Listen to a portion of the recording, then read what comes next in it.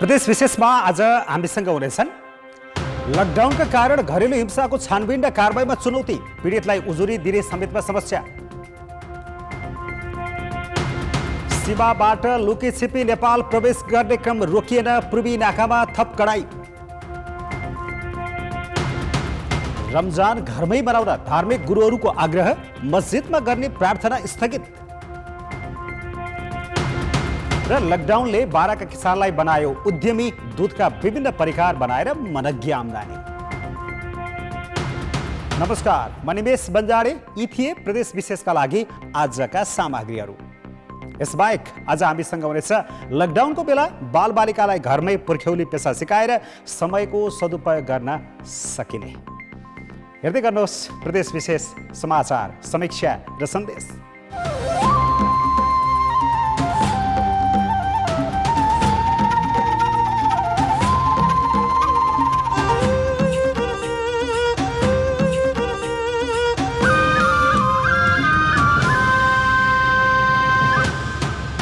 प्रदेश विशेष presented by Asian paints.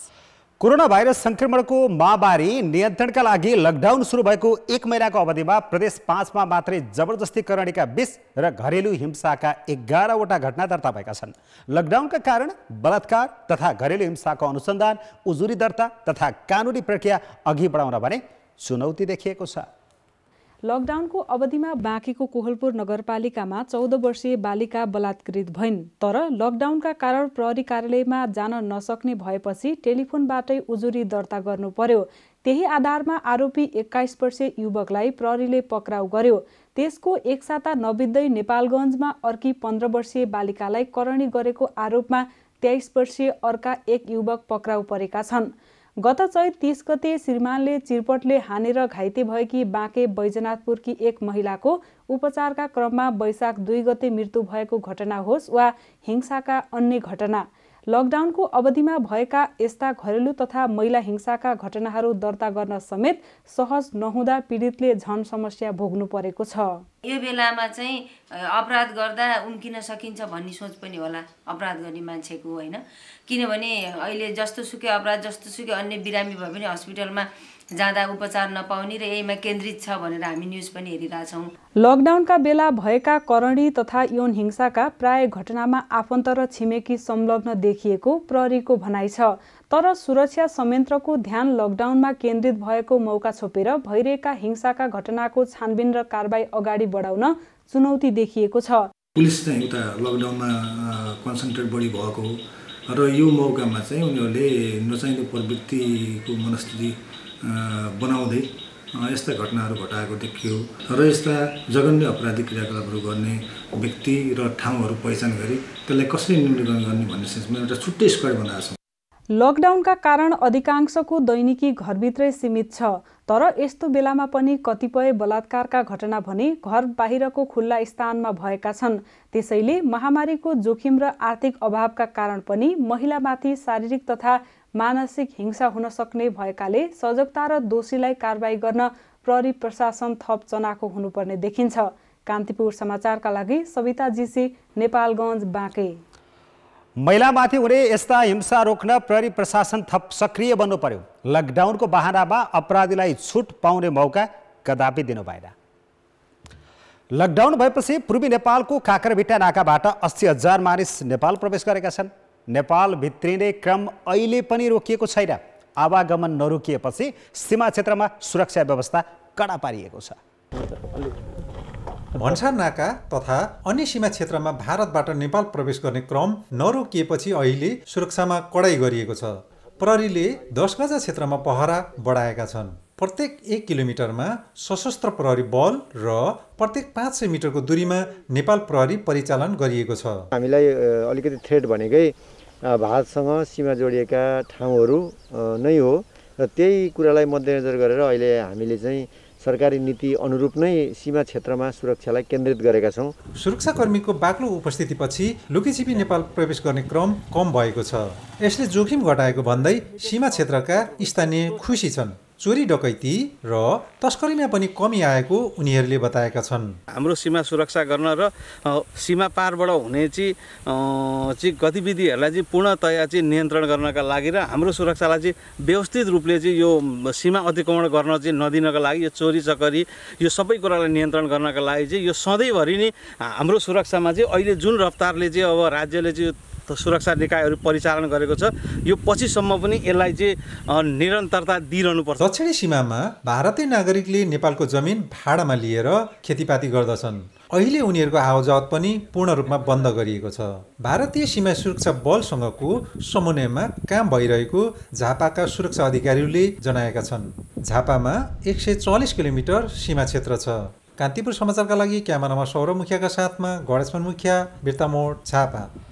प्रत्येक 1 किलोमिटरमा सशस्त्र प्रहरी बल प्रत्येक 500 मिटरको दूरीमा नेपाल प्रहरी परिचालन गरिएको छ। तर पनि मान्छेहरू यसरी सीमा पारीबाट आउने स्थितिमा पूर्ण कडाई हुन सकेको छैन। जबसम्म भारत लगायत अन्य देशबाट मान्छे आउन कडाई गरिँदैन, जोखिम कायमै रहन्छ। त्यसैले सीमा नाकामा सकेसम्म अझै बढी कडाई गरौँ।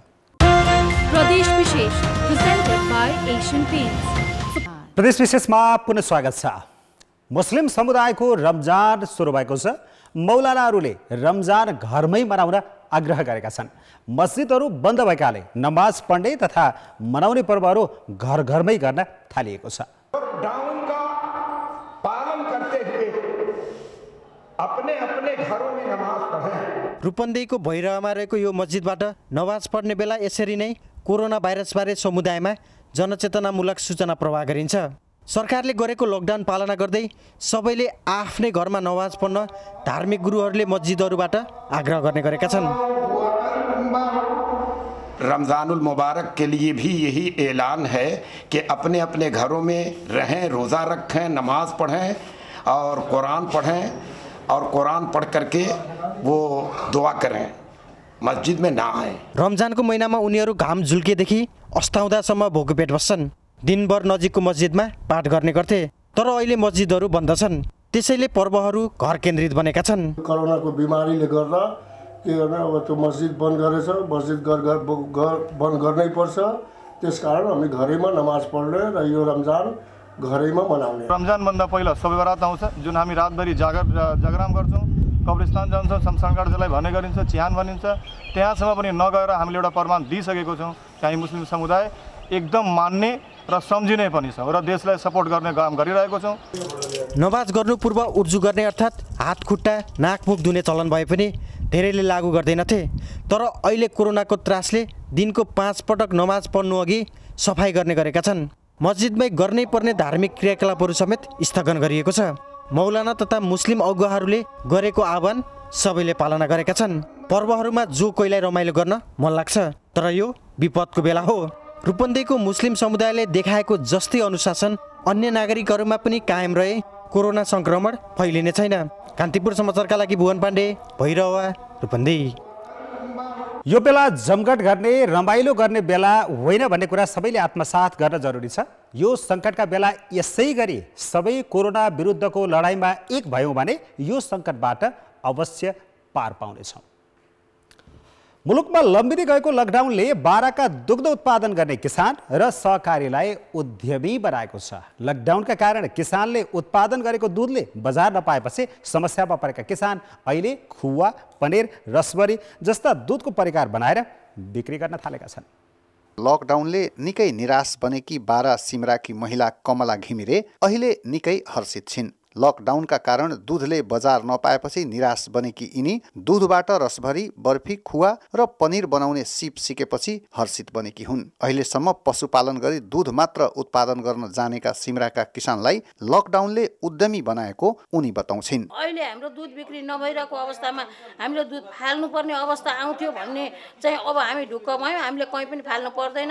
हामी पनिर बनाउन सक्यौँ, रसभरी बनाउन सक्यौँ, खुवा बनाउन सक्यौँ। यो यति चाहिँ एकदम सिकायो। दूध उत्पादनको पकेट क्षेत्रको रूपमा चिनिने बारा सिमराका किसानहरू आफूले उत्पादन गरेको दूध यस क्षेत्रका सहकारीले राखेको दूध सङ्कलन केन्द्रमा बिक्री गर्दै आएका छन्। तर लकडाउनका कारण बजार बन्द हुँदा अहिले दूधको माग निकै खस्केको छ। यस्तो अवस्थामा किसानको दूध खरिद नगर्दा किसान मारमा पर्ने र खरिद गर्दा दूध बिक्री गर्न नपाएर खेर जाने अवस्थाले यस क्षेत्रका सहकारीहरूलाई निकै पिरोलेको थियो। दूध बिक्री गर्ने वैकल्पिक उपायको रूपमा सहकारीले सङ्कलित दूधबाट आफै दही, पनिर, खुवासँगै बर्फी र रसभरी जस्ता मिठाई बनाएर बिक्री गर्न थालेको हो। लकडाउनले गर्दा बन्द भएको हुनाले अब दूध नलिँदा किसानहरू अप्ठ्यारो पर्ने, दूध लिँदा हामीलाई गाह्रो पर्ने।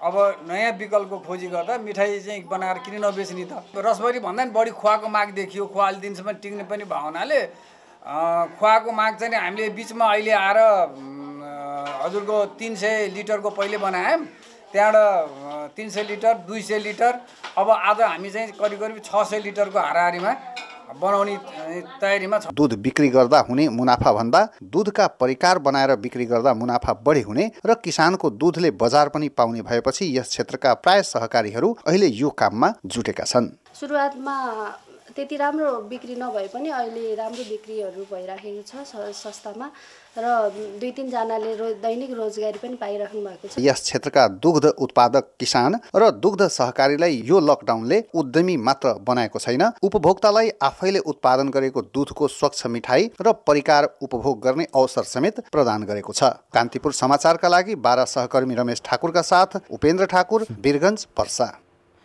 हरेक सङ्कटले नयाँ अवसर जन्माउँछ भनेको यही हो। नयाँ नयाँ तरिकाले सोचेर अन्य क्षेत्रमा पनि यसै गरी अगाडि बढ्ने उपायबारे अरूले पनि सोच्ने के?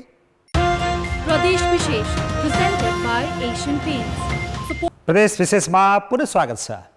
जुनारको पकेट क्षेत्रका रूपमा रहेको सिन्धुलीमा यसपटक लकडाउनका कारण किसानले हेरचाह गर्न नपाउँदा चिचिला लागेकै सिजनमा किरा लागेकाले जुनार उत्पादन घट्ने भएको छ। त्यसमाथि असिनाले पनि जुनारका चिचिला नै झारिदिएको छ। किसानका बगैँचामा भर्खरै जुनारका चिचिला लागेका छन्, त्यो पनि असिनाले झारिदिएको छ। वर्ष बिराएर जुनार बढी र कम फल्छ। यस वर्ष बढी फल्ने पालो थियो, तर एकातिर असिनाले चिचिला नै झारिदिएको छ भने अर्कोतिर फुल फुलेर चिचिला लाग्ने समयमा लकडाउनका कारण जुनारका बोटमा फल नकुहिने, औषधि छर्न नपाएकाले जुनारको उत्पादन घट्ने हो कि भन्ने पिरलो छ। असिनाले जुनारमा लागेको फल चाहिँ 75% खसाल्दियो र अलिअलि बाँकी बसेको पनि सबै दागी छ, त्यो पछि बिक्री नहुने छ। दबाई चाहिँ चाइनाबाट आउनुपर्ने र बिचमै रोकेको भन्ने हल्ला गरेका छ। यदि हामीले चोसो छिट्न पाएनौँ भने चाहिँ किसानको 30 होइन 100मा 100% चाहिँ यो बिग्ने अवस्था छ। सिन्धुलीको गोलन्जोर गाउँपालिकामा असिनाले जुनारमा बढी क्षति पुर्याएको छ। अर्कोतर्फ जुनारको दाना नकुहिने विषादी वैशाखको पहिलो सातासम्म छरिसक्नुपर्छ, तर अहिलेसम्म विषादी छर्न स्प्रेकर्ता, छनौट र तालिम नै दिन सकिएको छैन। अहिले आएनन् भने सर जुनार एउटा दाना पनि रहँदैन, त्यही पनि झारिहाल्यो। गएको वर्ष विषादी प्रयोगपछि 70% सम्म किरा नियन्त्रणमा आएको थियो। प्रधानमन्त्री कृषि आधुनिकीकरण परियोजना जुनार सुपर जोन कार्यालयका अनुसार जिल्लाको 9 वटा स्थानीय तहका 45 वडामा जुनार खेती हुँदै आएको छ। कृषि ज्ञान केन्द्रका अनुसार सिन्धुलीमा 1345 हेक्टर क्षेत्रफलमा जुनार सुन्तला खेती हुन्छ। कान्तिपुर समाचारका लागि राजकुमार कार्की, सिन्धुली। लकडाउनको असर कृषि क्षेत्रमा पनि परेको छ। तपाईहरूको ठाउँमा कस्तो असर परिरहेको छ? हामीलाई हाम्रो ट्विटर ह्यान्डल @OurKTVमा मेन्सन गरी जानकारी दिन सक्नुहुन्छ। लकडाउनमा अधिकांश बालबालिका मोबाइल र टेलिभिजनमै झुम्मिएर अभिभावक हैरान छन्, तर तनहुमा भुजेल गाउँका अभिभावकले भने बालबालिकालाई पुर्ख्यौली पेसा सिकाउन समयको यसरी उपयोग गरिरहेका छन्। बन्दीपुर 5 भुजेल गाउँकी 9 वर्षीय निरा भुजेल आदि बराही विद्यालयमा कक्षा 4मा पढ्छिन्। लकडाउन भएदेखि उनी साँझ बिहान घरमै लेखपढ गर्छिन्। दिउँसो भने उनी अभिभावकसँग बाँसका घरेलु सामग्री बनाउने सिप सिक्छिन्। हामीले स्कुल किन नगएको भने स्कुल बिदा भएर हामी नगएको बिहान बेलुका पढ्छौँ हामी दिउँसो चाहिँ झ्याउ लागेर हामी आमा बुवाले गरेको के अरे काम हामीले हेरेर गरेको। भुजेल गाउँमा अहिले निरा जस्तै अन्य बालबालिका पनि अभिभावकसँग पुरानो कला र ज्ञान सिप सिक्ने प्रयासमा छन्। लकडाउनले विद्यालय जान नपाउँदाको समय उनीहरूले यसरी नै बिताइरहेका छन्। यसले एकातिर अभिभावकलाई सहयोग पुगेको छ भने अर्कातिर नयाँ पुस्तामा सिप हस्तान्तरण भइरहेको छ। यो लकडाउनको कारणले हामी स्कुल जान पाएको छैनौँ, स्कुल पनि बिदा भएको छ र बिहान बेलुका हामी पढ्छौँ, लेख्छौँ, होमवर्क गर्छौँ। अनि मम बाबाले यस्तो काम गरेको देखेर हामीले सिकेर यस्तो गरेको हौँ। स्कुल जाने बेला स्कुल जान्छन् बाबु, अन्त स्कुल नजाने समयमा हामीले गरेको हेरेर उनीहरू सिकेर बाबु हामीलाई पनि गरेर सघाउँछन् बाबु। बालबालिकालाई यसरी व्यस्त बनाइरहँदा लामो समय घरमै बस्दाको मनोवैज्ञानिक प्रभाव कम हुने देखिन्छ भने सृजनात्मक क्षमताको पनि विकास गराउँछ। त्यसैले अरूले पनि कोरोना भाइरस संक्रमणको सावधानी अपनाई यसरी नै बालबालिकालाई रचनात्मक कुरामा व्यस्त गराउने उपाय रोज्नेकी। कान्तिपुर समाचारका लागि प्रताप राणा मगर, बन्दीपुर, तनहुँ। कस्तो राम्रो, यो समयले अभिभावकलाई बालबालिकासँग धेरै समय बिताउने अवसर पनि दिएको छ। आफ्ना बालबालिकालाई रचनात्मक काममा लगाऊ, आफ्ना अनुभव सुनाऊ र उनीहरूका कुरा पनि सुनौ। उनीहरूलाई धेरैभन्दा धेरै कुराहरू घरभित्रै पनि सिकाउन सकिन्छ। जागर चलाऊ। प्रदेश विशेष आजका लागि यति नै। प्रदेश समाचारहरूको साथमा भोलि फेरि आउनेछौँ। कान्तिपुर टेलिभिजन हेर्दै गर्नुहोला। नमस्ते।